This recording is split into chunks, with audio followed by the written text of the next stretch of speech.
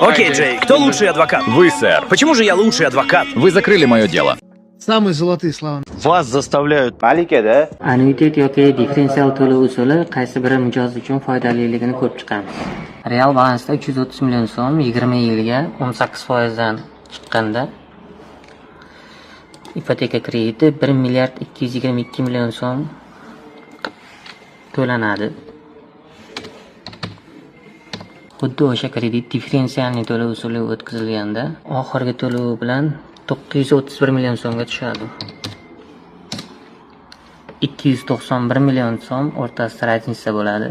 Buni endi kommentariyaga yozasizlar. 291 million so'mga bitta mashinasi bo'ladi hozirgi paytda. Bitta to'lov usulini deb odamlar ancha pul yo'qotishyapti lekin.